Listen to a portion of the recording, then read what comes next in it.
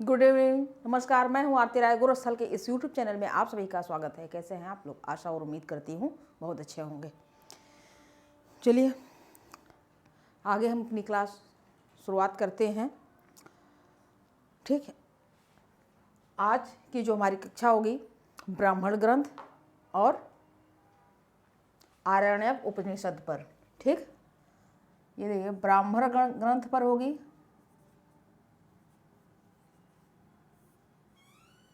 ब्राह्मण ग्रंथ, आरण्यक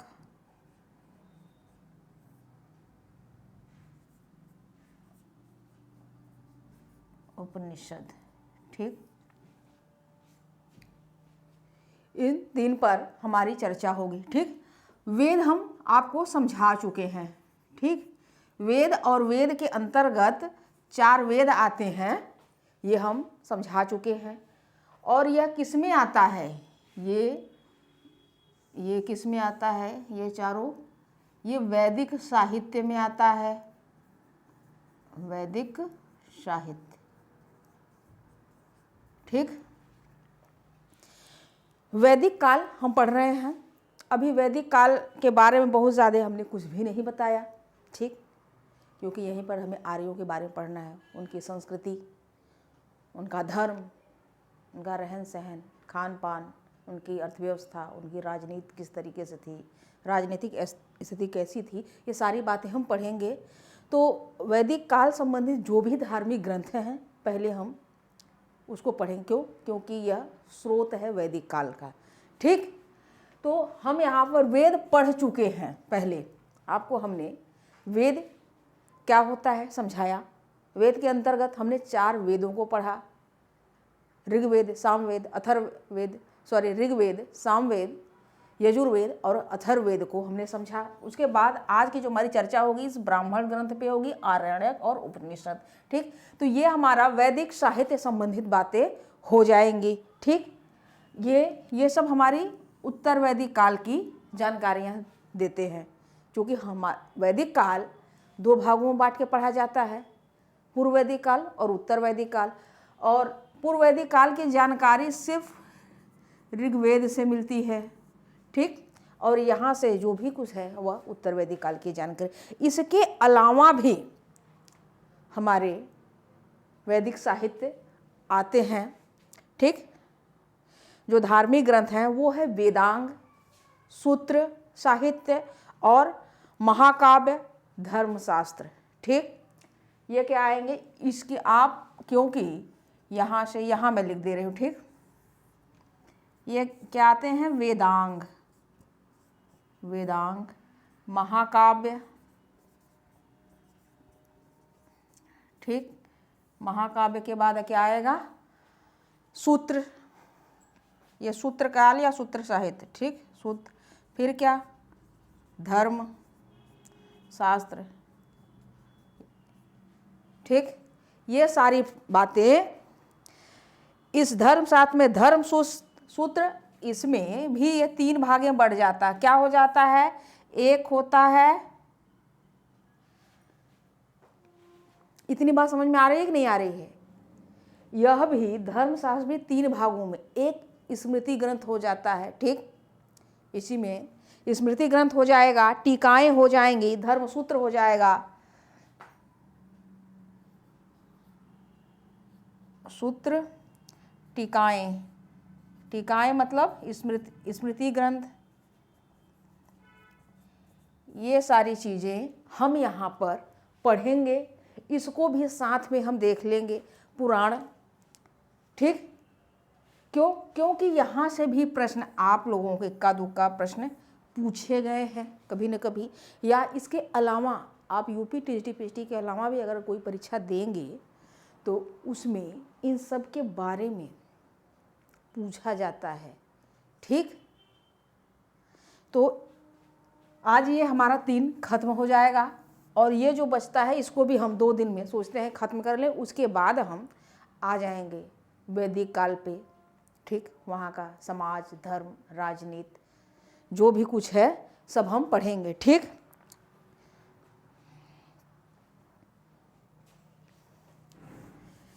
तो तो यहाँ हम हटा रहे हैं, फिर आगे हम समझाते हैं।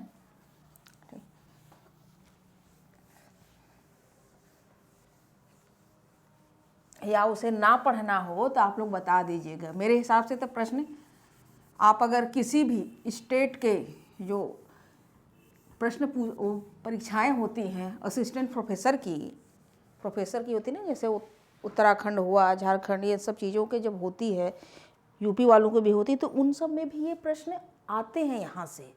इसलिए मैं सोच रही हूँ कि आप लोग पढ़ लें मेरे साथ, ताकि देखिए जो भी प्रोफेसर की जो परीक्षाएं होती हैं, जो मैं फ़िलहाल पढ़ा रही हूँ, मैं ये मान के चलती हूँ कि आप लोगों का 70% प्रश्न मेरे पढ़ाने से ज़रूर कवर हो गए। 30% थोड़े अलग टाइप के प्रश्न होते हैं जो प्रोफेसर में आते हैं। ठीक, आप लोग अगर कुछ प्रश्नों को देखे होंगे, यूथ कंपटीशन का भी आता है, यूथ वालों को बनाते हैं और घटना चक्र वाले साथ बनाते हैं, तो इन लोगों को ज़रा से देखा करिए प्रश्नों की प्रकृति, तो आप लोगों को पता चलेगा आप लोगों को कि कैसा प्रश्न आता है। ठीक, तो अच्छा, एक पीयूष गुप्ता जी, आपने किताब पूछी थी हमसे, तो आपकी जो किताब पढ़ रहे हैं ना केसी श्रीवास्तव की, कृष्णचंद्र श्रीवास्तव, वो किताब अच्छी है। ठीक, उस किताब को मैं भी पढ़ी हूँ, एमए में मैंने उस किताब को पढ़ के ही पास किया था प्राचीन के लिए। अच्छी किताब है, और भी देखिए तमाम किताबें हैं, तो उसका कोई तो मैं तोड़ नहीं बता सकती हूँ कि वो है, तमाम सब अपने आप में अलग अलग हैं, कुछ न कुछ बातें अलग से बता दी जाती है, पर जो भी इतिहासकार पढ़ने वाले होते हैं पहले उसको ज़रूर पढ़ते हैं, वो अच्छी बुक है। ठीक, अगर आप को और जानकारी चाहिए तो आप टेलीग्राम में मेरे ख्याल से जुड़ चुके हैं, तो आप अलग से भी हमसे बात कर सकते हैं।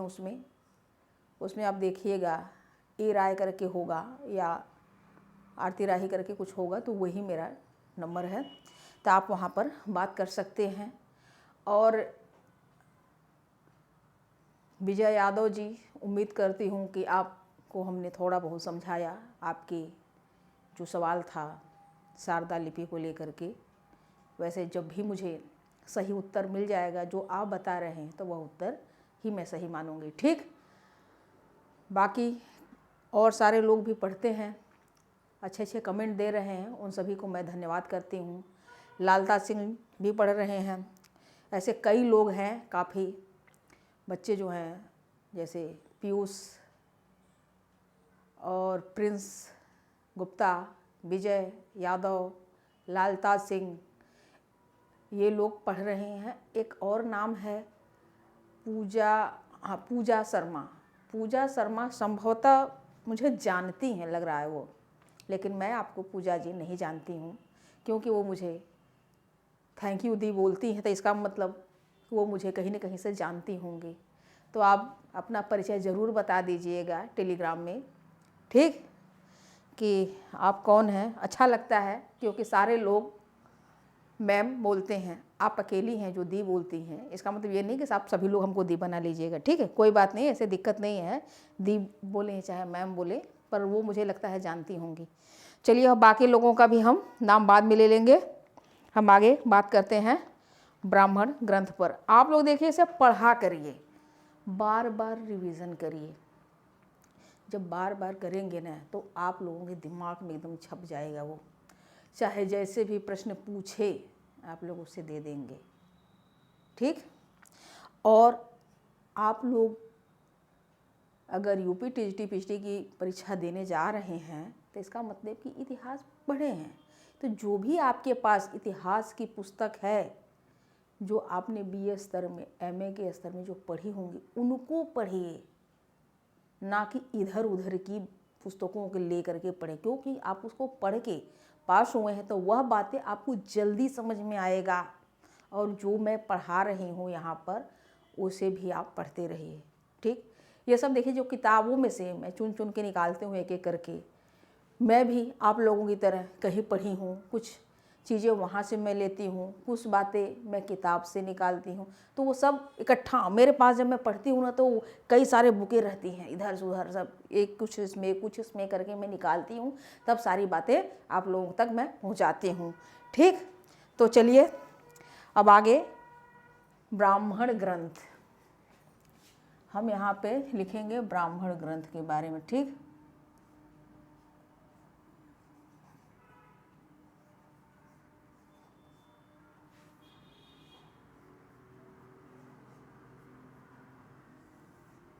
पहले इसको हम समझ लेते हैं। देखिए ब्राह्मण ग्रंथ क्या है। वेद, इसके पहले हमने वेद पढ़ा। वेद कैसे थे? वेद संस्कृत भाषा में लिखे हुए थे और वो संस्कृत भाषा ऐसी थी जो वैदिक संस्कृत थी, एक जटिल थी, बहुत ही जटिल। आम जनता को वह बातें समझ में नहीं आ रही थी कि वेदों में क्या लिखा गया है, क्या बताया जा रहा है, वेद क्या बता रहा है, हम इससे क्या सीखें। और वेदों को जानने के लिए सिर्फ पुरोहित जी लोग, पंडित लोग ही थे, बाकी आम जनता इसे नहीं समझ पा रही थी। तो फिर कुछ विद्वानों ने इसको आम जनता को भी बातें वेदों की समझ में आए, इसको सरल रूप में लिखा।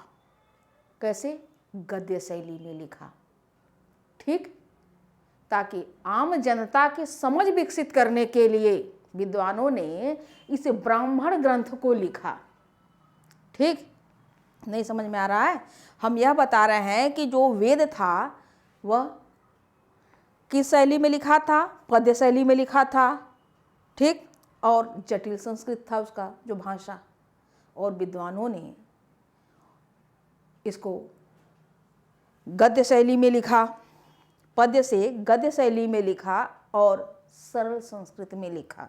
आम जनता की जो समझ विकसित हो, इस कारण ब्राह्मण ग्रंथ की रचना हुई, ठीक।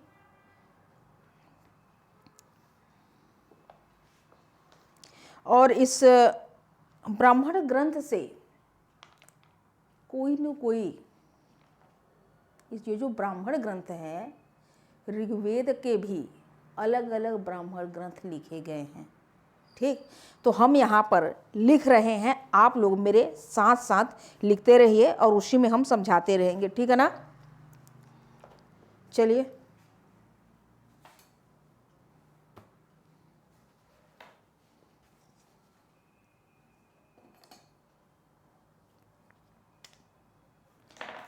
प्रत्येक वेद से जुड़ा कोई न कोई ब्राह्मण ग्रंथ होता है, उनकी भी हम लिखेंगे।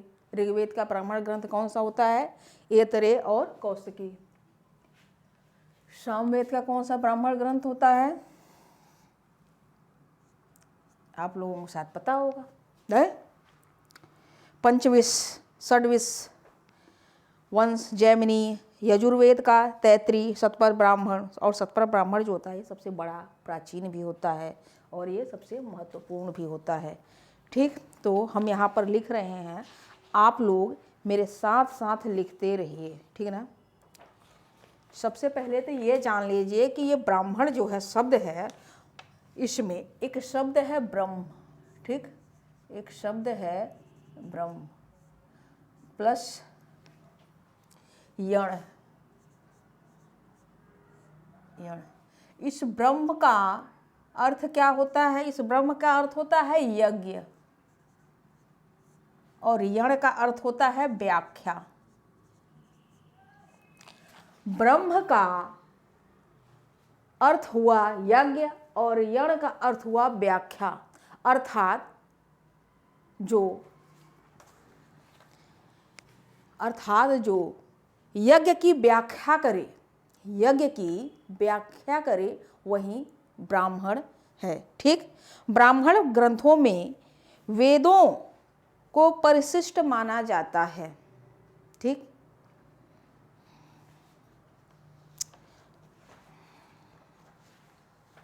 चलिए अब लिखिए यहाँ पर,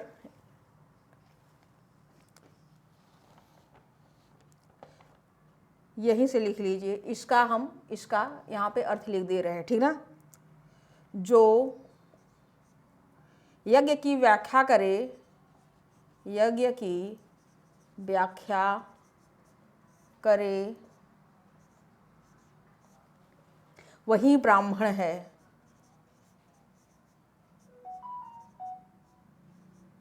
वही ब्राह्मण है। मेरे साथ साथ लिखते रहिए। ब्राह्मण ग्रंथों को वेदों का परिशिष्ट माना जाता है, ब्राह्मण ग्रंथों को वेदों का परिशिष्ट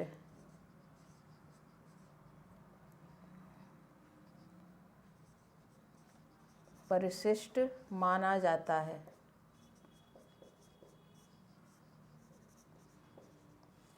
इतना ठंड है कि हाथ भी काम नहीं कर रहा है, समझ लीजिए। यहाँ पर ठंड कितनी है पता है? 7 डिग्री है। ये दिन की बात बता रही हूँ।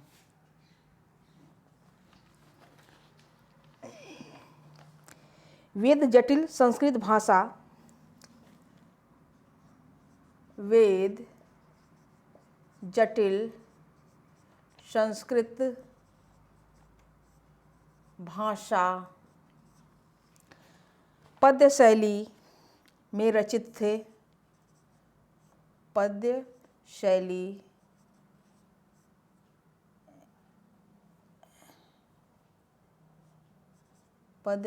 में रचित थे, जो आम जनता के समझ से परे थे। जो आम जनता के समझ से परे थे। परे का मतलब समझ से बाहर थे, यानी परे का मतलब अलग होता है, ठीक ना। वेदों के प्रति आम लोगों की समझ विकसित करने के लिए, वेदों के प्रति आम लोगों की समझ विकसित करने के लिए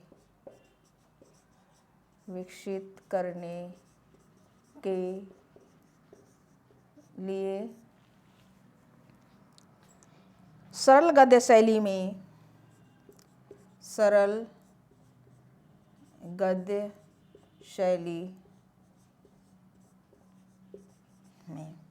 ब्राह्मण ग्रंथों की रचना की गई।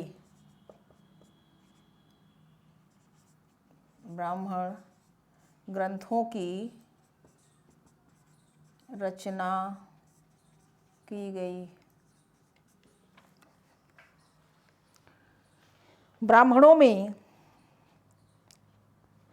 ब्राह्मण ग्रंथों में राजा परीक्षित के बाद, ये देखिए जो ब्राह्मण ग्रंथ हैं इसमें कुछ घटनाओं की जानकारी पता चलती है। जो राजा परीक्षित थे, राजा परीक्षित के बाद से लेके बिंबिसार के पहले की घटनाओं की जानकारी ब्राह्मण ग्रंथ देते हैं, ठीक। बिंबिसार हर्यक वंश का राजा था, ठीक। कहाँ का राजा था बिंबिसार? पता है आप लोगों को? पता होगा, ठीक। अब इसके बाद तो उधर ही हम लोग चलेंगे, ये खत्म हो जाएगा तो। ब्राह्मण ग्रंथों में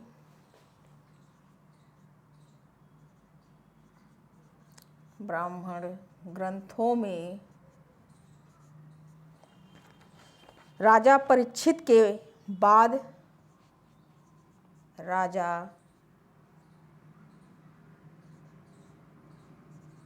परीक्षित के बाद एवं बिंबिसार से पहले, बिंबिसार से पहले की घटनाओं की जानकारी मिलती है।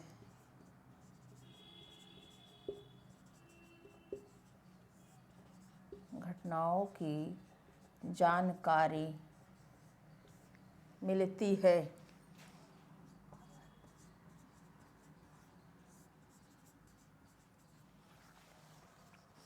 प्रत्येक वेद से जुड़ा कोई न कोई, लिखिए, प्रत्येक वेद से जुड़ा कोई न कोई ब्राह्मण ग्रंथ है।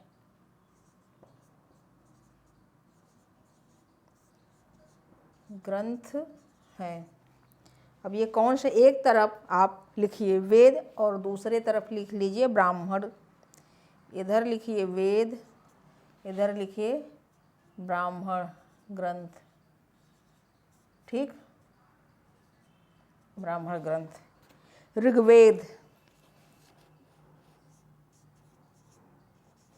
ऋग्वेद, ऋग्वेद का ब्राह्मण ग्रंथ कौन है? ऐतरेय तथा कौशितकी। ऐतरेय,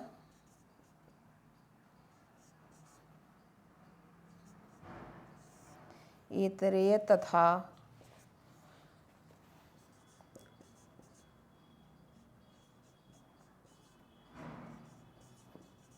ऐतरेय तथा कौशितकी ऋग्वेद के ब्राह्मण ग्रंथ हैं। सामवेद, सामवेद। ठीक, सामवेद के ब्राह्मण ग्रंथ कौन है? पंचविश। एक पंचविश, इनके आगे लिख लीजिए, इसे तांड महाब्राह्मण भी कहा जाता है। पंचविश के आगे लिख लीजिए, इसे तांड महाब्राह्मण भी कहा जाता है। ठीक, इसे आप कोष्टक में लगा लीजिएगा। उसके बाद सामवेद में ही षड्विश, खड्विश है, खड्विश, खड्विश ब्राह्मण ग्रंथ। जैमिनीय ब्राह्मण ग्रंथ, जैमिनीय ब्राह्मण ग्रंथ। वंश ब्राह्मण ग्रंथ, वंश। ठीक, आदि और भी ब्राह्मण ग्रंथ है। एक ब्राह्मण ग्रंथ, ठीक, आदि के पहले लीजिए समाधि। एक और ब्राह्मण ग्रंथ लिख लीजिए, सामविधान, सामविधान ब्राह्मण ग्रंथ। आदि की बात, आदि लिख दीजिए। ठीक, अब यजुर्वेद का ब्राह्मण ग्रंथ लिखिए। यजुर्वेद का ब्राह्मण ग्रंथ हम यहाँ लिख दे रहे हैं। ठीक, यजुर्वेद नहीं, यहाँ नहीं, यहाँ लिख देते हैं यजुर्वेद। यजुर्वेद का जो ब्राह्मण ग्रंथ हैं कौन से हैं? तैत्तरीय एवं शतपथ ब्राह्मण। तैत्तरीय, तैत्तरीय एवं शतपथ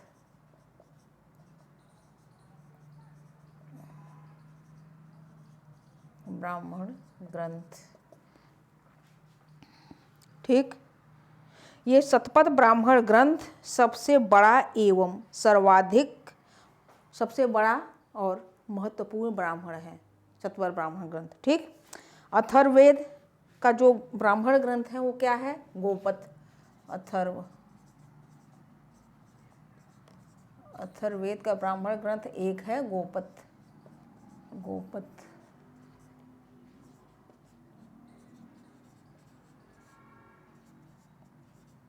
ठीक, इतना लिखिए, हो गया। एक बार इसे मैं बता देती हूँ। देखिए, ब्राह्मण ग्रंथ, ब्रह्म का अर्थ हुआ यज्ञ और यण का अर्थ व्याख्या। जो यज्ञ की व्याख्या करे वही ब्राह्मण है। ब्राह्मण ग्रंथ, ब्राह्मण ग्रंथों, ब्राह्मण ग्रंथों को वेदों का परिशिष्ट माना जाता है। वेद जटिल संस्कृत भाषा पद्य शैली में रचित थे, जो आम जनता के समझ से परे थे। वेदों के प्रति आम लोगों की समझ विकसित करने के लिए सरल गद्य शैली में ब्राह्मण ग्रंथों की रचना की गई। ब्राह्मण ग्रंथों में राजा परीक्षित के बाद एवं बिंबिसार के पहले की घटनाओं की जानकारी मिलती है। प्रत्येक वेद से जुड़ा कोई न कोई ब्राह्मण ग्रंथ है। अब यहाँ हमने वेद लिखा और ये ब्राह्मण ग्रंथ, यहाँ पर दो वेद की बात लिखी है और दो वेद यहाँ लिख दिए हैं। ये यहाँ पर 1 2, ये है 3, ये 4। ठीक, ऋग्वेद का ब्राह्मण ग्रंथ ऐतरेय तथा कौशिकी, सामवेद का ब्राह्मण ग्रंथ पंचविश खड्विश जैमिनीय वंश साम विधान ब्राह्मण ग्रंथ, यजुर्वेद का ब्राह्मण ग्रंथ तैतरीय एवं शतपथ ब्राह्मण, अथर्ववेद का एक ब्राह्मण ग्रंथ गोपद ब्राह्मण ग्रंथ। ठीक, अब इसके आगे हमारी चर्चा होगी आरण्यक पर। ठीक, इसे हटाते हैं, अब हमारी चर्चा आरण्यक पर होगी। ठीक, आरण्यक, आरण्यक में भी दो शब्द है। क्या शब्द है? एक शब्द है अरण्य और दूसरा शब्द है, एक शब्द है अरण्य, ठीक, प्लस अरण्यक, यक, यक। इस अरण्य का अर्थ होता है, क्या है अर्थ होता है? आप लोग जानते हैं, बहुत बार पढ़े होंगे ना, जंगल या वन। और इसका यक क्या अर्थ हुआ? अरण्य का अर्थ होता है जंगल या वन। अब इस यक का अर्थ क्या होता है? इसका अर्थ होता है ज्ञान। ठीक,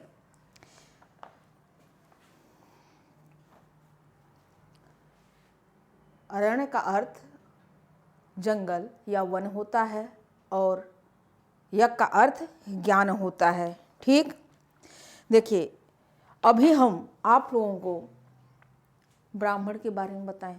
ठीक, वेद, जो वैदिक वेद पढ़े हम शुरुआत में, ऋग्वेद में उपासनाएं हैं, स्तुतियां हैं। उसके बाद जब हम सामवेद में आते हैं तो वहाँ पर यज्ञ वाली बातचीत हो जाती है, सब चीज़ वहीं से सब इतने ज़्यादा यज्ञ हो जाता है, यानी पुरोहित वर्ग का एक वर्चस्व हो जाता है। ऊपर भगवान, नीचे सामान्य लोग और बीच में पुरोहित देवता हो जाते हैं कि हम आप दोनों की मध्यस्थता करते हैं, आप लोगों के जीवन में अच्छा बुरा जो भी होगा वह हम पूजा कराएंगे और आपके जीवन में सब कुछ अच्छा ही अच्छा हो जाएगा, सुख समृद्धि आएगा। तो इन सब लेकर के शुरुआत में तो अच्छा था, फिर धीरे धीरे यह कर्मकांड एक बोझ सा बन गया। इतनी ज़्यादा बोझ हो गई, जैसे किसी ने से गलती हो गई या जानबूझ के हो गई, तब उसका यज्ञ होगा। अब उसके दान वगैरह की बातें आई गई कि अब दान में क्या दो। मान लीजिए ठंडी का सीजन हो, अभी तो आम मिल जाते हैं, उस ज़माने में आम नहीं थे। ठीक, बात को समझिए। तो अब लोग कहते थे कि ठीक है दान में आम दे दो। अब आम नहीं है तो हम क्या करेंगे? सोने का आम बना दो, चांदी का आम बना दो। इस तरीके से एक धन की लुलुपता भी हुई। तो जब धन बहुत ज़्यादा हो जाता है ना, तो थोड़ा सा अहंकार भी आ जाता है। तो मनमाना तरीके से पूजा पाठ यज्ञ आदि होने लगे। तो बहुत से जो विद्वान लोग थे या अधिकतर जो इस बात को समझते थे, उनका इन कर्मकांडों से, इन यज्ञों से क्या हुआ? मोह भंग होने लगा। और जब ये मोह भंग हुआ तो ये लोग कहाँ गए? शांति की तलाश में जंगल वन की तरफ गए। और उसी जंगल में इन्होंने जो तप और तपस्या के माध्यम से ज्ञान अर्जित किया, वहीं जो ज्ञान अर्जित किया वह ज्ञान एक दार्शनिक रूप में था। ठीक, और वह ज्ञान उसी जंगल में ही पढ़ाए जाते थे। ठीक, जो आरण्यक है वह दार्शनिक ग्रंथ है। ठीक, इसका विषय क्या है? आत्मा क्या है, परमात्मा क्या है, जीव क्या है, जगत क्या है, आदि बातें ये सब थी। ठीक, मतलब कि प्राण विद्या को लेकर के इसका जो सिद्धांत था, प्राण वाली बात थी। ठीक, वनों में पढ़ाए जाने के उद्देश्य से वन में, जब ज्ञान वन में हुआ तो वन में ही इसकी भाई, तो वनों में पढ़े और पढ़ाए जाने के उद्देश्य से इन आरण्यक ग्रंथों की रचना हुई। ठीक, ये रचना मौखिक ही चल रही थी उस समय काल में, ये सारे कुछ लिखे नहीं गए थे, बाद में लिखे गए थे। ठीक, यह बात हमेशा याद रखिएगा। जितने भी वैदिक साहित्य या जो भी कुछ हम बता रहे हैं ना, उस समय काल में वैदिक संबंधित जो भी ग्रंथ है वो उस समय काल में नहीं लिखे गए थे। क्यों? क्योंकि उसमें मौखिक परंपरा वाली ज्ञान थी। ठीक वैसे ही जैसे मेढक की तरह टरटराना, गुरु अपने मुख से बात बोलते थे और सामने बैठा हुआ जो शिष्य था वह कंठस्थ करता था, याद करता था, लर्न करता था। ठीक, कैसे शुरुआत में ही हमने आप लोगों को बात बता दिया कि ऋग्वेद को अपौरुषीय भी कहा जाता था। ठीक, प्रकाश रूपी ज्ञान ब्रह्मा जी ने कुछ ऋषियों को दिया और वह प्रकाश रूपी ज्ञान जो था वह सामान्य मनुष्य की क्षमता से बाहर था। ये कुछ लोगों को ही ज्ञान था, उन कुछ लोगों ने कुछ लोगों के दिया, उन कुछ लोग, इस तरीके से एक पीढ़ी से दूसरी पीढ़ी यह मौखिक परंपरा, यह ज्ञान चलता रहा। ठीक, फिर धीरे धीरे क्या हुआ, बाकी चीज़ें आप लोग कभी किताब भी पढ़ा करें। ठीक, समझ में आया करेगा। जो परीक्षाओं के दृष्टिकोण से हैं वह बातें हम यहाँ पर बताएंगे। ठीक, तो इसका अर्थात हम बताना बस इतना चाह रहे हैं आरण्यक कि यज्ञ वाली जो परंपरा थी न, बहुत बोझ हो गया था लोगों के ऊपर, तो लोग शांत वातावरण में जाने लगे। इसका आरण्य का ये आध्यात्मिक है। ठीक, कर्मकांड इतना बढ़ गया और अव्यवस्था फैल गई, तो इससे मुक्ति पाने के लिए लोगों ने इस तरीके का निर्माण किया। चलिए हम लिखते रहते हैं साथ में, और जो भी उन्होंने चिंतन मनन किया उस समय जो ज्ञान प्राप्त किया वही ये आरण्यक है। हम साथ में लिख रहे हैं, आप लोग मेरे साथ लिखते रहेंगे। जो थोड़ी बहुत बातें हैं मैं समझाती रहती हूँ।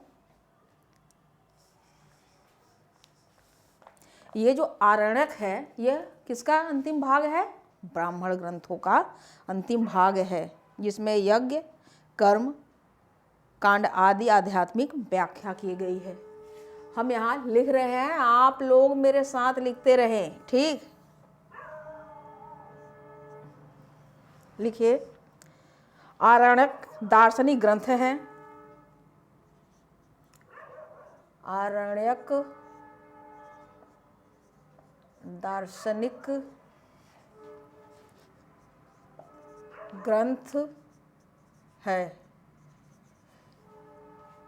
ये वन लाइनर के हिसाब से मैं लिखा रही हूँ ताकि जल्दी याद हो जाएगा। ठीक है, इसका विषय आरण्यक का इसका विषय क्या है? आत्मा, परमात्मा, आत्मा परमात्मा। अच्छा, जब ये जंगल में गए तो इन लोगों ने हर चीज़ों पर एक रिसर्च किया।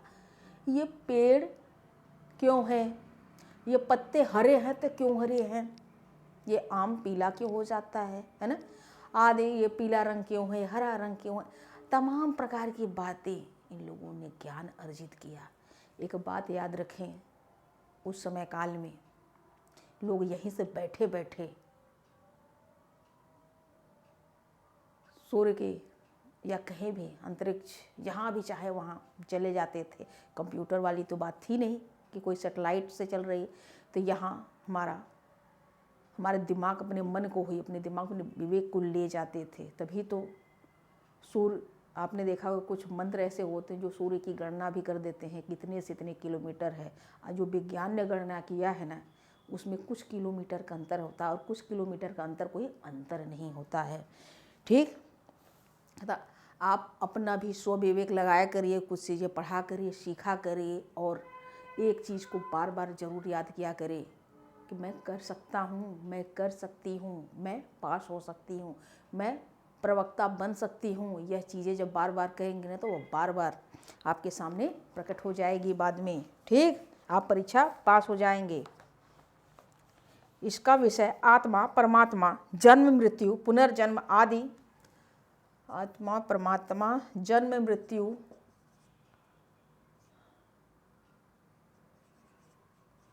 जन्म मृत्यु पुनर्जन्म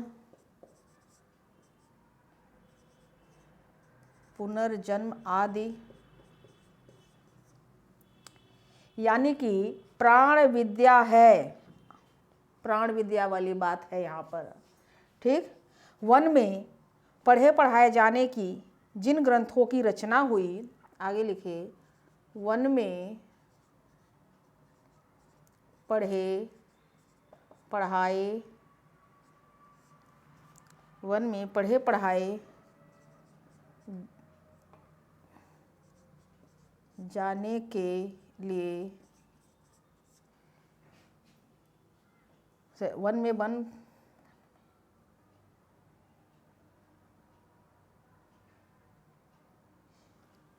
जिन ग्रंथों की रचना हुई, ग्रंथों की, मेरे हाथ नहीं चल रहे हैं बिल्कुल, इतना ठंड है यहाँ पर, बिल्कुल समझ लीजिए। आप लोग बहुत धीरे धीरे लग रहा होगा कि मैं कितना धीरे लिख रही हूँ, बहुत ठंड है यहाँ।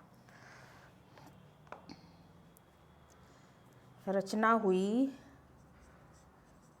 उन्हें आरण्यक कहते हैं,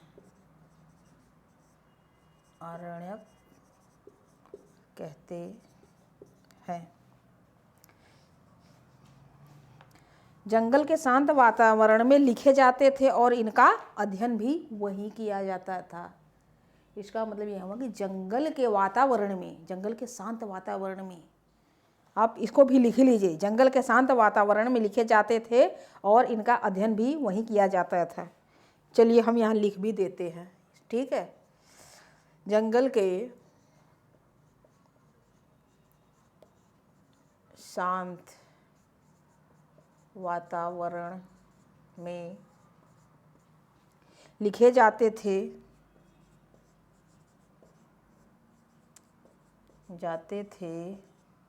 और वहीं इसका अध्ययन भी, और वहीं इनका अध्ययन भी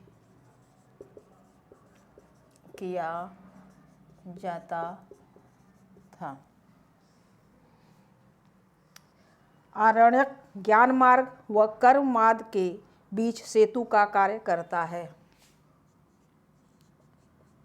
आरण्यक कर्म मार्ग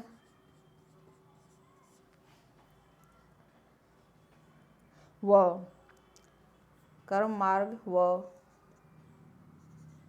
ज्ञान मार्ग के बीच, देखिए कर्म नहीं, यहाँ पहले ज्ञान लिख दीजिए, ठीक। ज्ञान मार्ग उल्टा हो जाएगा।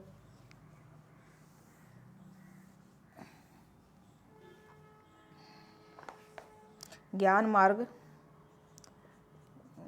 मार्ग व कर्म मार्ग के बीच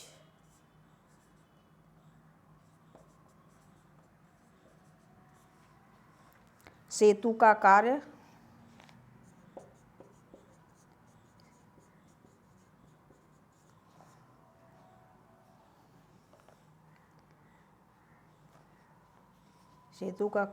है, कार्य करता है।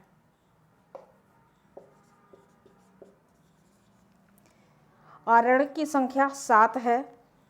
देखिए, आरण्यक की संख्या कितनी है? 7। अब ये 7 कौन कौन से हैं, मैं यहाँ नाम लिख रही हूँ, लिख ली, साथ में लिखते चलिए। 7, पहले नंबर पे लिखिए ऐतरेय, दूसरे नंबर पे शंखायन, तीसरे नंबर पे तैत्तिरीय,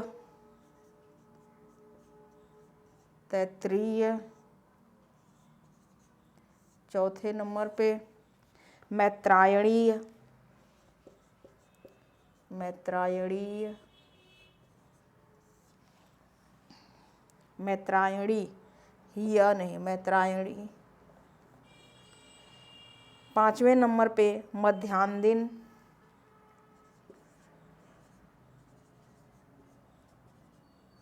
मध्यान्ह, बृहद, बृहदारण्यक।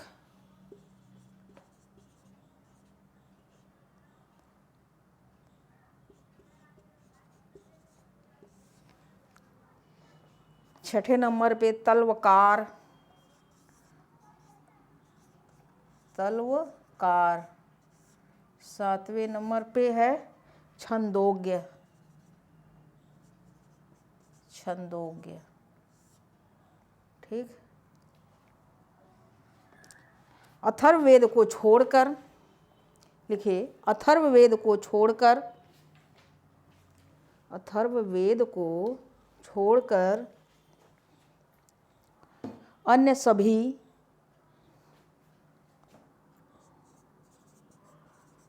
अथर्ववेद को छोड़कर अन्य सभी तीनों वेदों के आरण्यक ग्रंथ उपलब्ध हैं।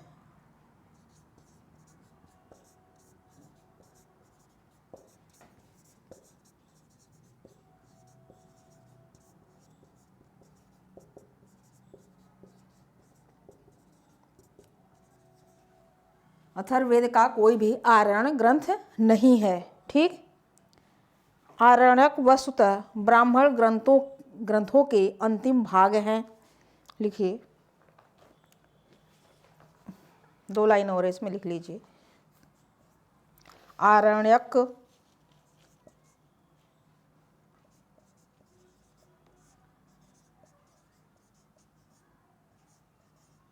आरण्यक वस्तुतः ब्राह्मण ग्रंथों के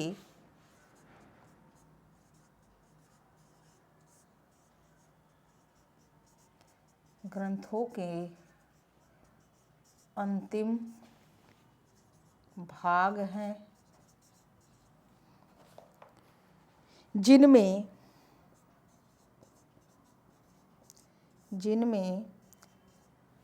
कर्मकांड,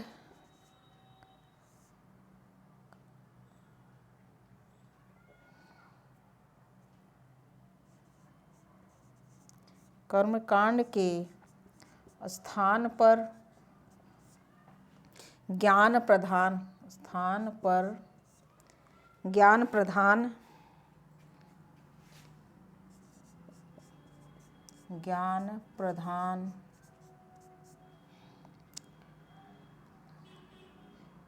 प्रधान वाली बातें मिलती हैं।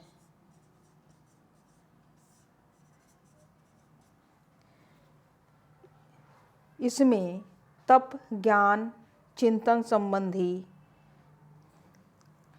इसमें तप, ज्ञान, चिंतन संबंधी, वानप्रस्थ वाली बातें मिलती, वानप्रस्थ वाली बातें देखने को मिलती है।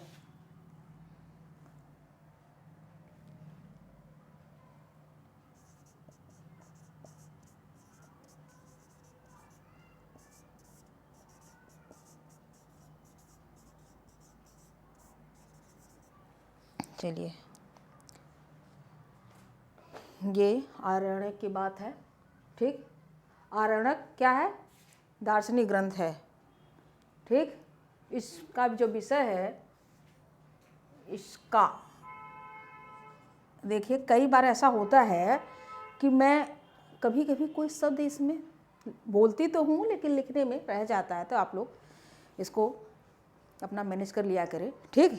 ये कोई मतलब नहीं रहता कि मैंने गलत लिख दिया, कभी कभी हो जाता। मैं भी अभी उस दिन हमारी एक गलती तुमने देखी कि हमने गृह समद लिखा और उसमें नहीं लिखा है। कई बार मैंने गृह समद बोला, लेकिन लिखा नहीं था उस पर, और हमें देख करके भी अच्छा नहीं लगा था उस समय कि ये, क्योंकि संजोग से वह वीडियो हमने, हर वीडियो तो नहीं देख पाती हूँ, लेकिन वह वीडियो मैंने देखी थी और ऐसा बहुत बार हो जाता है।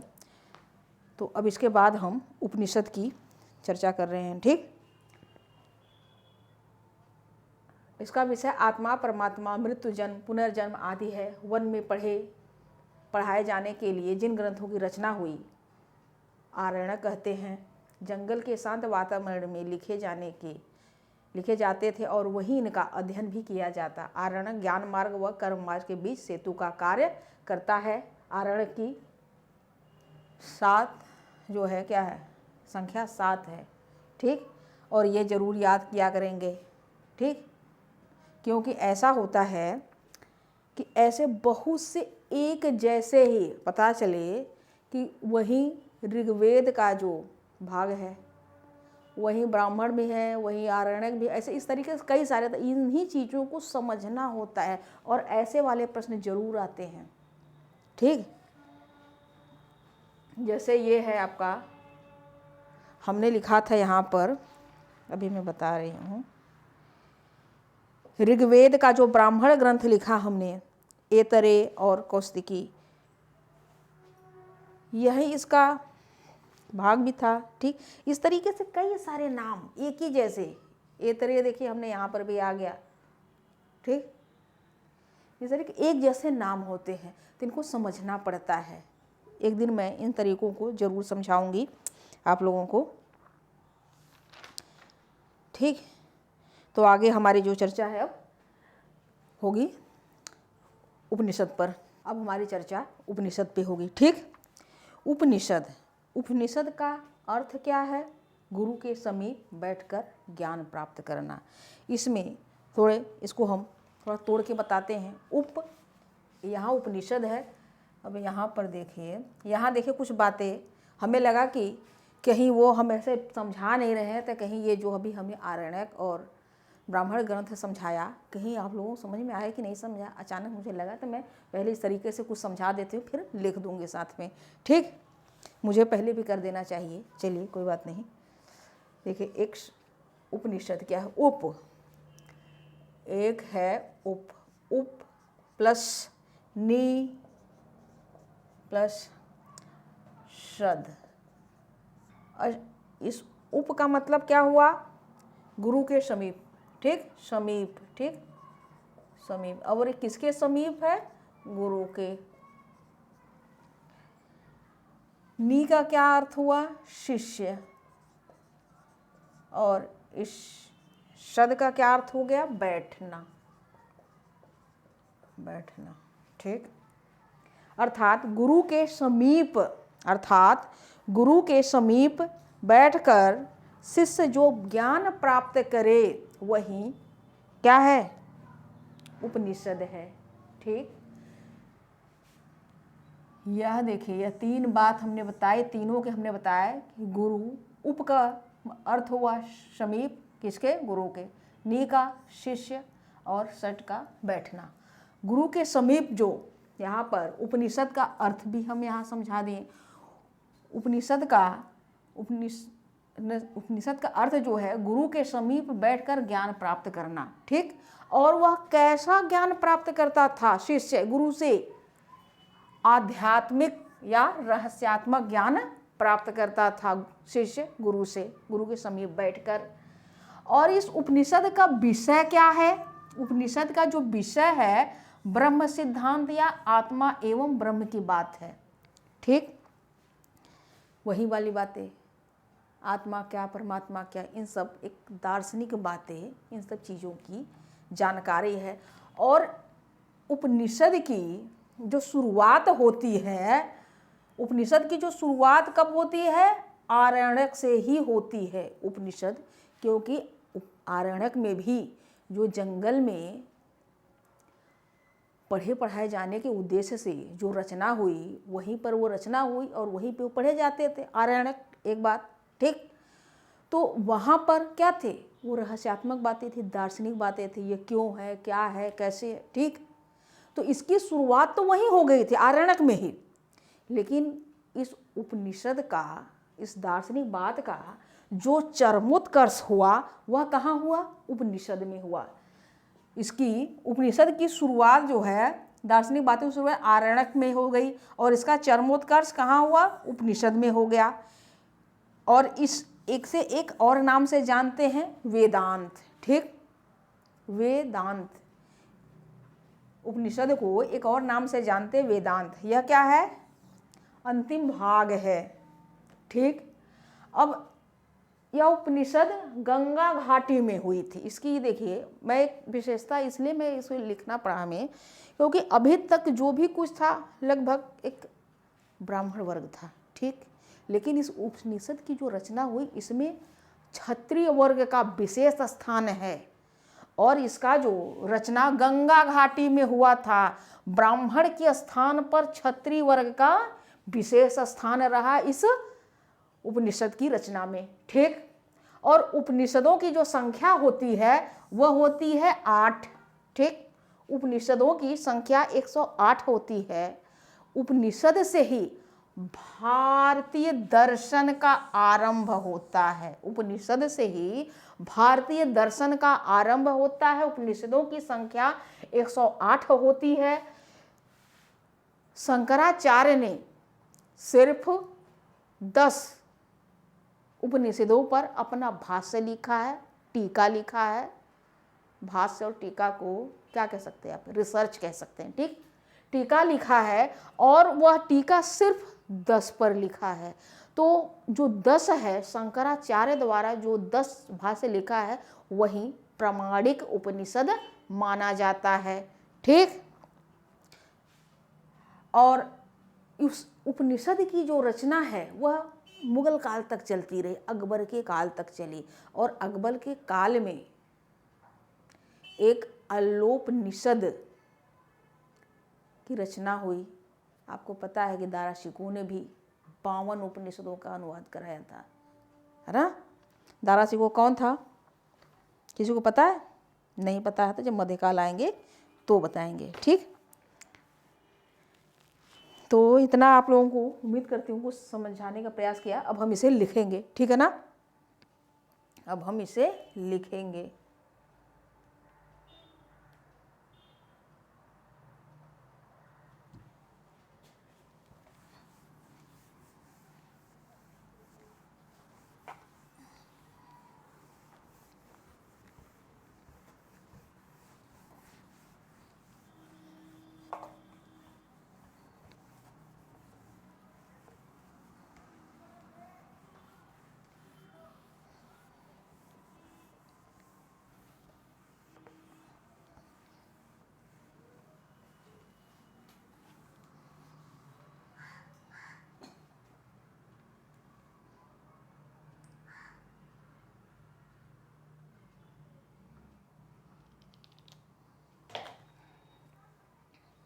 चलिए मेरे साथ साथ आप लोग लिखते रहें।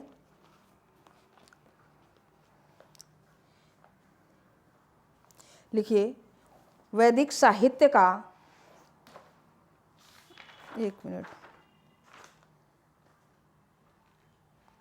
लिखिए, उपनिषदों की रचना उत्तर वैदिक काल से ही आरंभ हुई थी।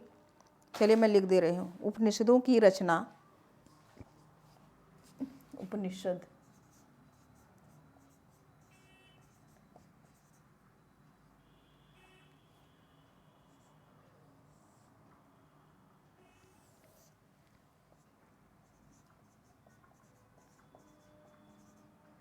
उपनिषदों की रचना उत्तर वैदिक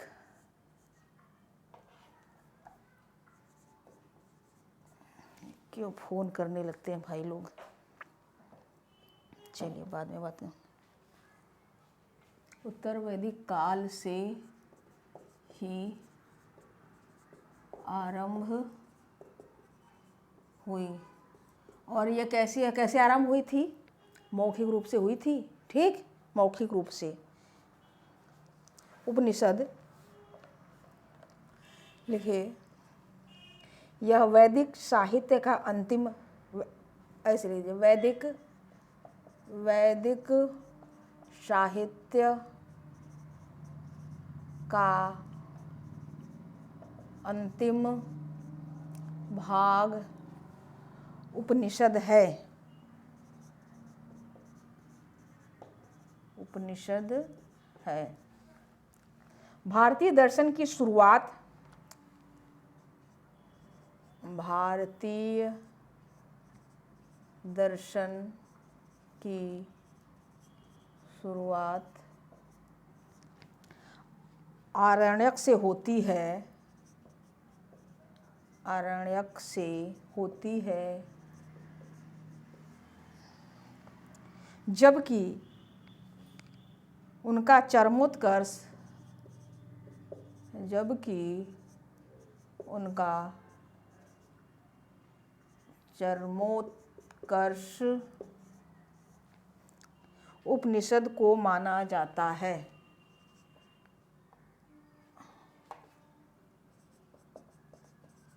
उपनिषद को माना जाता है। उपनिषद का विषय, ठीक, उपनिषद का विषय क्या था इसका? आत्मा एवं ब्रह्म। विषय क्या था? आत्मा एवं ब्रह्म, या ब्रह्म सिद्धांत। ब्रह्म सिद्धांत, ठीक। आत्मा क्या है, परमात्मा क्या है, जीवन क्या है, यह बातें आप लिख लीजिए, ठीक। इसी में लिख लीजिए कि आत्मा क्या है, पुस्तक में लिख लीजिए आत्मा क्या है, तब आपको याद रहेगा कि यह जो आत्मा एवं ब्रह्म की जो बात है वह क्या है। पुस्तक में आप यही लिखिए, आत्मा क्या है, परमात्मा क्या है, जीवन क्या है, जगत क्या है, दार्शनिक रहस्यात्मक बातें हैं। लिख दूं? चलो लिख ही लेते हैं यहाँ पे हम। आत्मा क्या है, परमात्मा क्या है, जीवन क्या है, जीवन क्या है, जगत क्या है,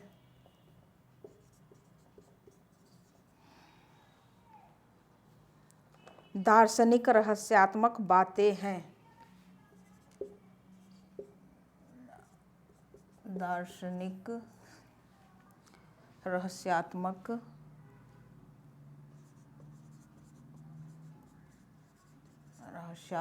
बातें।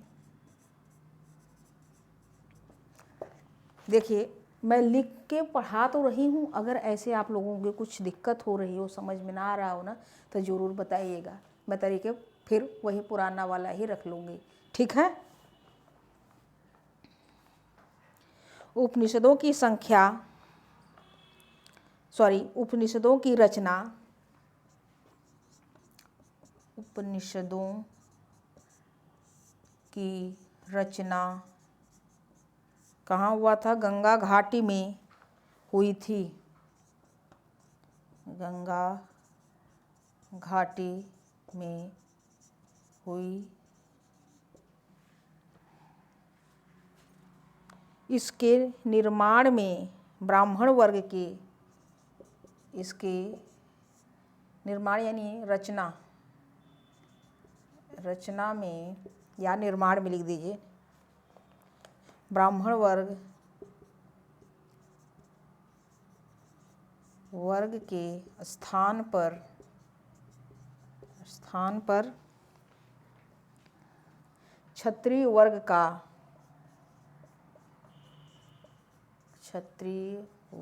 का विशेष स्थान दिखाई देता है।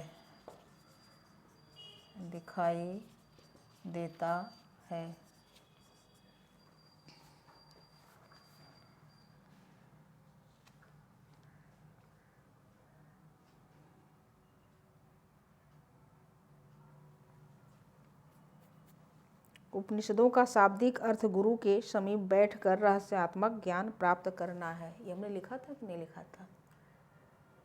नहीं लिखा। चलिए, उपनिषदों का शाब्दिक अर्थ, उपनिषदों का शाब्दिक अर्थ क्या है? गुरु के समीप, गुरु के समीप बैठकर रहस्यात्मक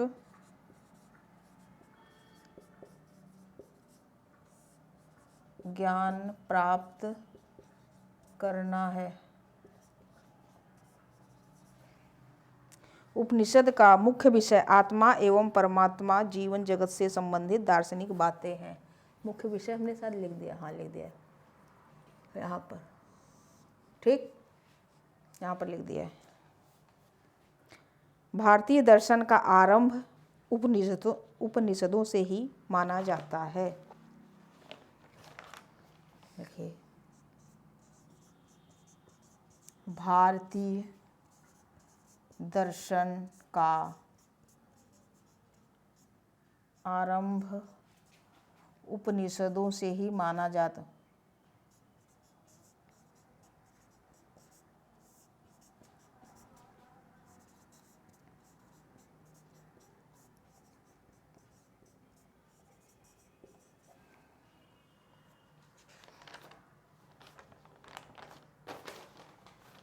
आगे लिखिए, उपनिषद मूलतः ज्ञान मार्गी रचनाएं हैं। उपनिषद यहाँ दिखाई दे रहा होगा, नहीं दे रहा होगा, इसे लिख लीजिए, हम हटाते हैं तो फिर दोबारा लिखेंगे।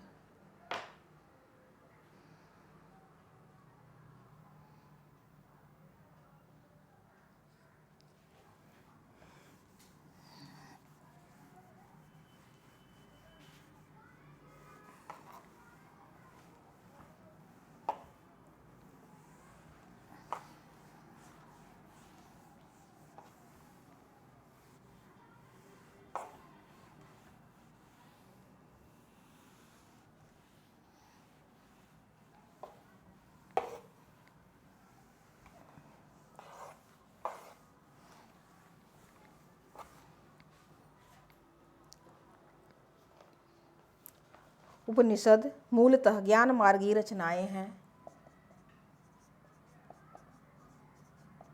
उपनिषद मूलतः ज्ञान मार्गी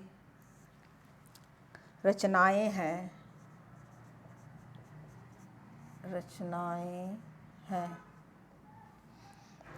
जिसमें वैदिक चिंतन की, जिसमें वैदिक चिंतन की चरम परिणति,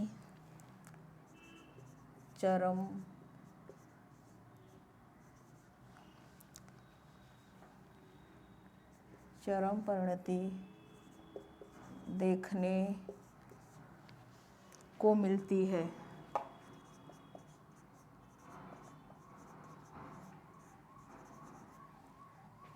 लाइन सीधे, इसलिए लाइन खींच दो। अच्छा, उपनिषद का मुख्य सिद्धांत, उपनिषद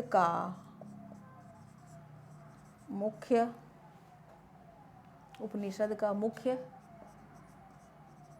सिद्धांत क्या है? ब्रह्म सिद्धांत है।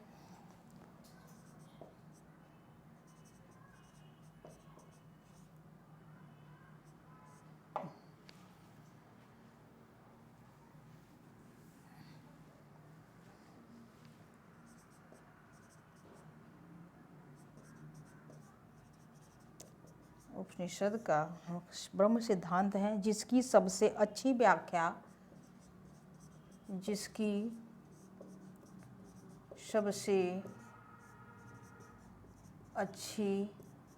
व्याख्या शंकराचार्य ने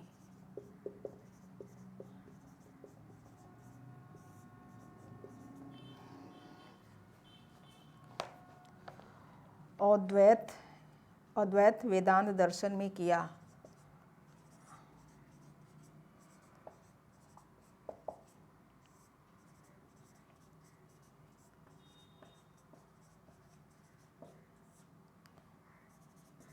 है। उपनिषदों की संख्या 108 है। उपनिषदों की संख्या 108 है। 108 है। शंकराचार्य ने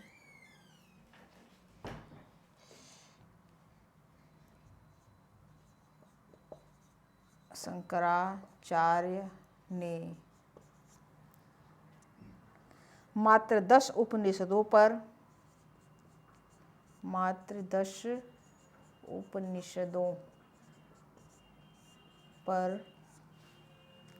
ही अपनी टीका या भाष्य लिखा है।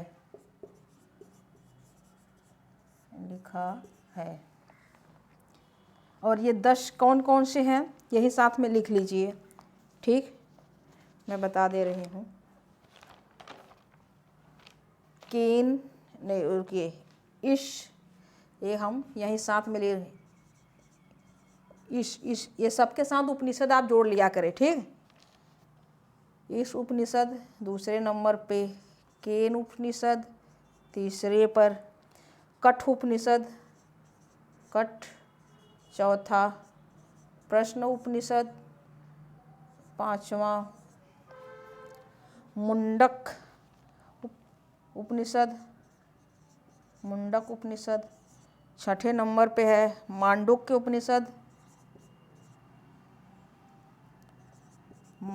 उपनिषद सातवें पर, तैत्तिरीय उपनिषद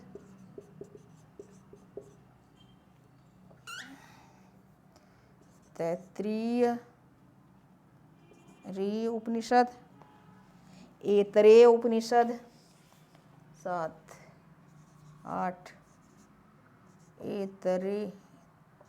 ऐतरेय उपनिषद 9वें नंबर पे है, छांदोग्य उपनिषद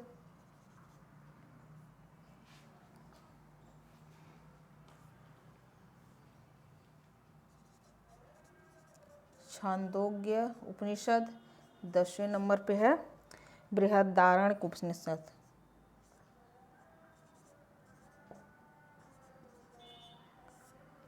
ठीक, बृहदारण्यक उपनिषद इतना लिख लीजिए।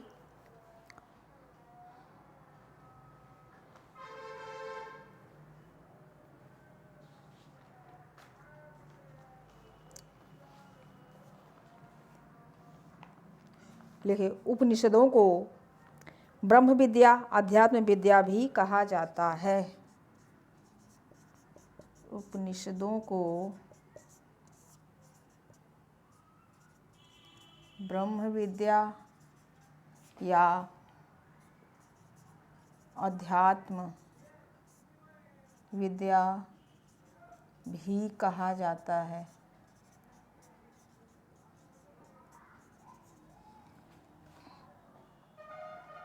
ऐसा माना जाता है कि अंतिम उपनिषद, लिखिए, ऐसा माना जाता है कि अंतिम उपनिषद अकबर के काल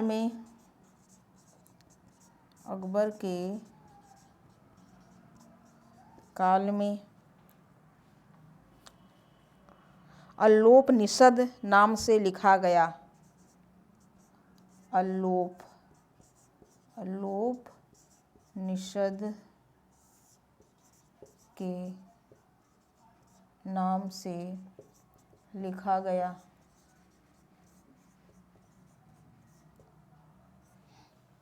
भारत का राष्ट्रीय आदर्श वाक्य सत्यमेव जयते कहाँ है? मुंडकोपनिषद में है। ठीक, एक बात और लिख लीजिए, 108 उपनिषदों का जो उल्लेख हुआ है, किस उपनिषद में हुआ है उसका नाम लिखिए। मुंडिकोपनिषद में लिखिए, मुंडिकोपनिषद में 108 उपनिषदों का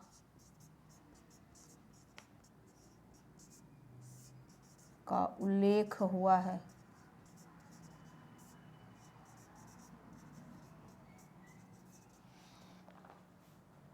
ठीक, एक लाइन और लिखिए। भारत का राष्ट्रीय आदर्श वाक्य सत्यमेव जयते, और इसी से लिखा है। ये जो 108 उपनिषद कहाँ है? मुंडकोप उपनिषद में है, और इसी मुंडकोपनिषद में आपका सत्यमेव जयते भी है। ठीक, भारत का आदर्श नहीं, सॉरी, राष्ट्रीय लिखिए, राष्ट्रीय आदर्श वाक्य सत्यमेव जयते, सत्यमेव जयते कहाँ लिखा है? मुंडकोपनिषद में।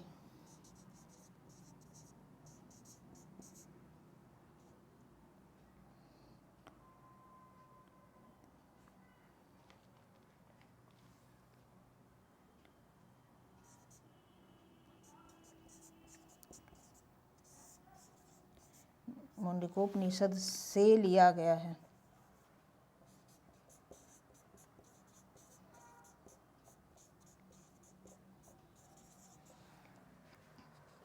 अब इसके बाद प्रत्येक वेद का जुड़ा कोई न कोई उपनिषद है। इन वेदों के भी तो उपनिषद है ना अपने, जिस तरीके से आरण्यक रहे, ब्राह्मण ग्रंथ रहे, उस तरीके से उपनिषद भी है। कितना हो गया?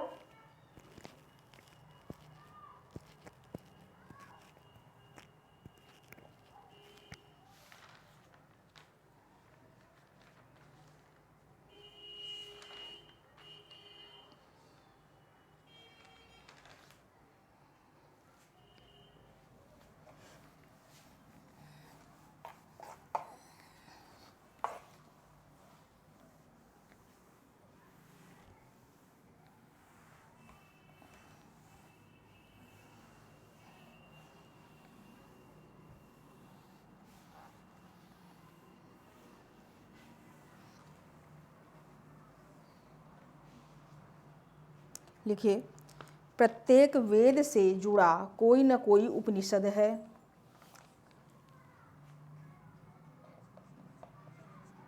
प्रत्येक वेद से जुड़ा कोई न कोई क्या है? उपनिषद है।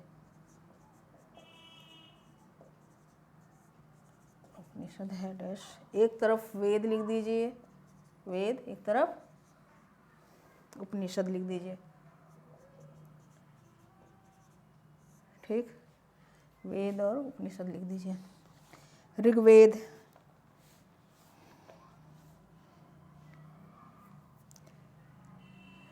यहाँ पर ऋग्वेद का जो उपनिषद है वह कौन सा उपनिषद है? हमने तो यहाँ लिख दिया, अब चलो यहाँ लिखते हैं वेद। ठीक, ऋग्वेद को ऐतरेय कौशितकी, ऐतरेय तथा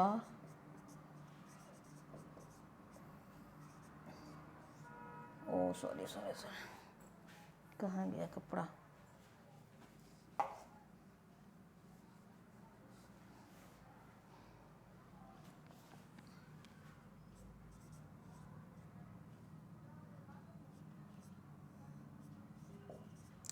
ऐतरेय तथा कौशितकी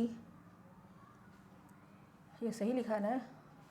नहीं लगता गलत हो गया। चलिए फिर से आपको समझ में आए कि नया हिसाब सब लिख दें।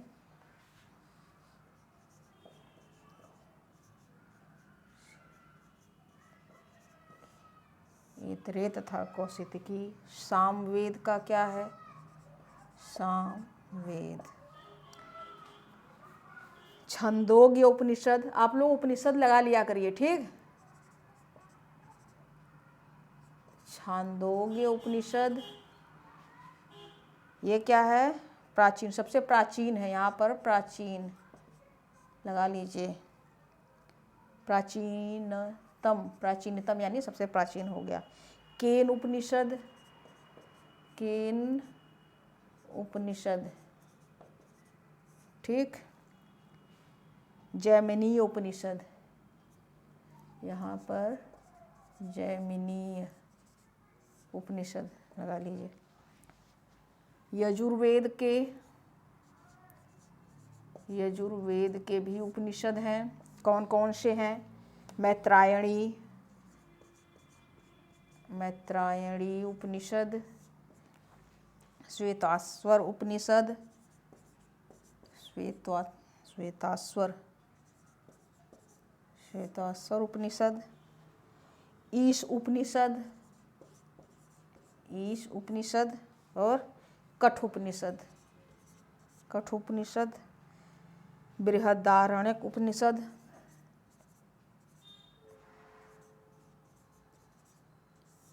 उपनिषद, ठीक। सबके साथ उपनिषद लगा ली। ये जो बृहदारण्यक है ये क्या है?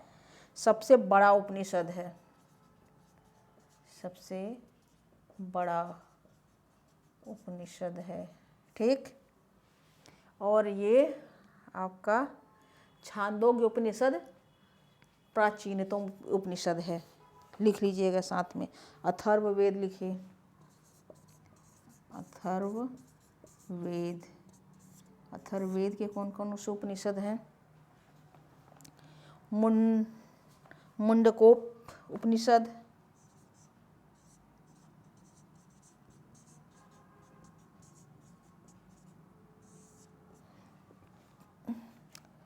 और इसी में क्या है? अपना राष्ट्रीय वाक्य है ना, मुंडकोप में राष्ट्रीय वाक्य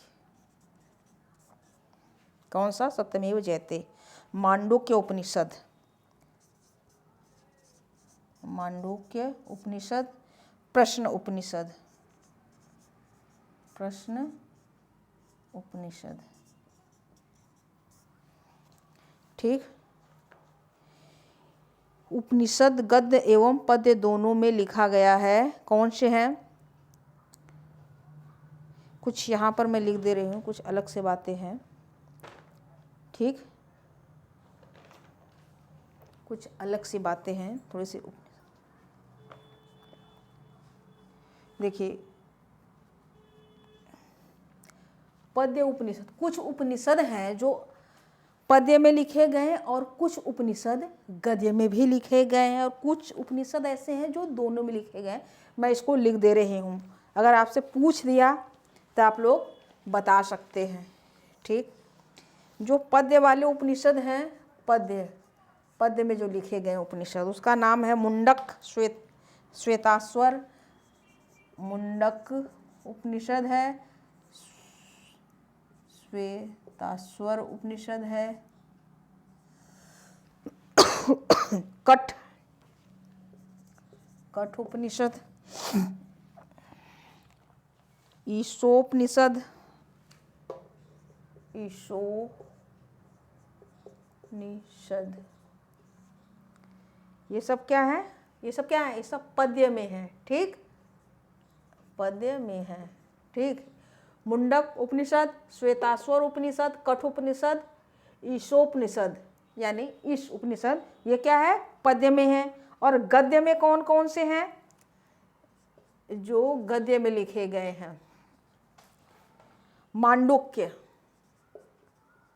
मांडूक्य उपनिषद गद्य में लिखा गया है।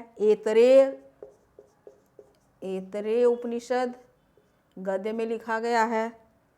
तैत्तिरीय उपनिषद तैत्तिरीय उपनिषद गद्य में लिखा गया है। छांदोग्य उपनिषद गद्य में है। छांदोग्य उपनिषद गद्य में है। बृहदारण्यक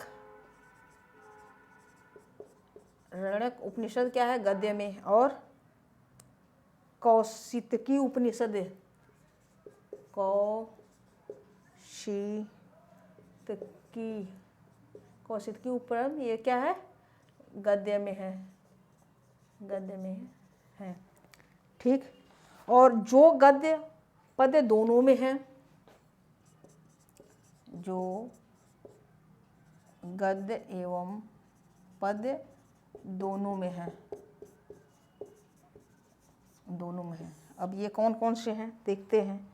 केन उपनिषद, ये केन उपनिषद। दूसरा प्रश्न उपनिषद, प्रश्न उपनिषद। ये केन उपनिषद और प्रश्न उपनिषद गद्य एवं पद्य दोनों में है, ठीक।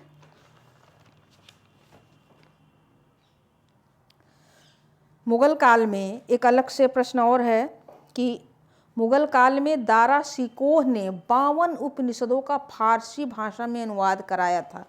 क्योंकि अभी हमने मुगल काल की एक बात बताई थी, अल्लोपनिषद अकबर के काल में हुआ था। तो यहीं पर आप ये भी प्रश्न लिख ही लीजिए, ठीक ना। अलग से मुगल काल में लिखे, मुगल काल में दारा शिकोह ने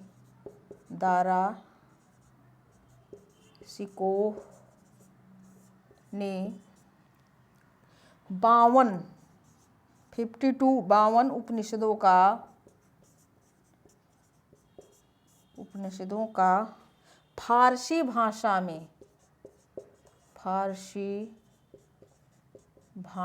में अनुवाद कराया था।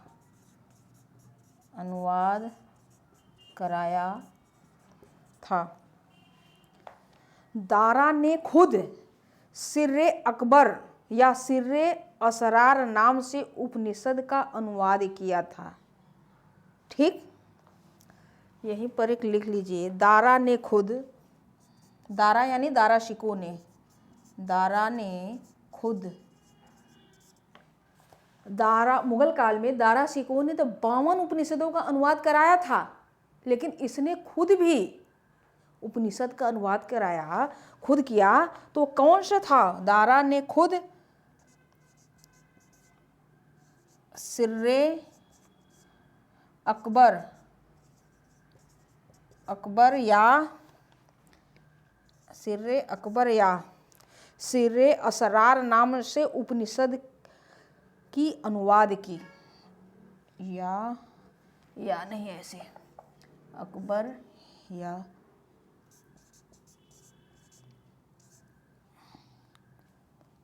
सिर्रे, यहाँ दिखाई दे रहा असरार, मैं बोल रही भी नाम से उपनिषद की अनुवाद किया। देखिए, दारा शिकोह को एक उपाधि दी गई थी, संस्कृत ए कलंदर। आप यही लिख लीजिए कि दारा शिकोह में जगह नहीं है, ठीक ना।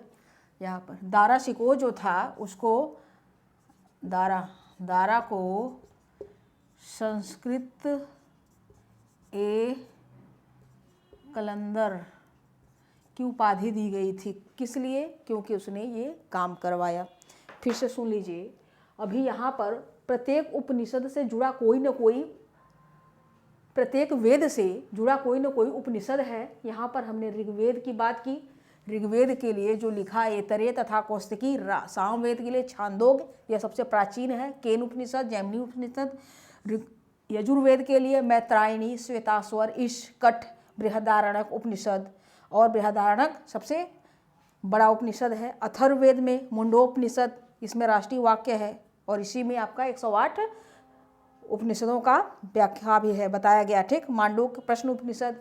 और यहाँ पर कुछ अलग से बातें कि जो पद्य में लिखे गए हैं उपनिषद, वो मुंडक, श्वेताश्वर, कठ ईशोपनिषद और गद्य में जो लिखे गए मांडूक्य, ऐतरेय, तैत्तिरीय, छांदोग्य, बृहदारण्यक, कौशिकी गद्य में लिखे गए। जो गद्य और पद्य दोनों में लिखे गए केन उपनिषद और प्रश्नोपनिषद। यह केन उपनिषद किससे निकला है? ये निकला है सामवेद से और प्रश्नोपनिषद अथर्ववेद से, ठीक ना। और मुगल काल में ये अलग सा प्रश्न है, ठीक ना। यही ये वैसे मुगल काल में पढ़ाया जाता है, लेकिन जब मुगल काल में जब स्रोत वगैरह पढ़ते हैं ना तो वहाँ, लेकिन हमने एक ही जगह आपको कर दिया क्योंकि यहाँ पर अभी हमने अकबर वाली बात बताई थी कि अकबर के समय अल्लोपनिषद की रचना हुई थी। उसी तरीके से मुगल काल में दारा शिकोह ने भी 52 उपनिषदों की फारसी भाषा में अनुवाद कराया था और दारा शिकोह ने खुद सिर्रे अकबर या सिर्र असरार नाम से उपनिषद की अनुवाद किया था। इसने खुद जो अनुवाद किया यह नाम था और इसे इस दारा शिकोह को संस्कृत कलंदर भी कहा जाता है।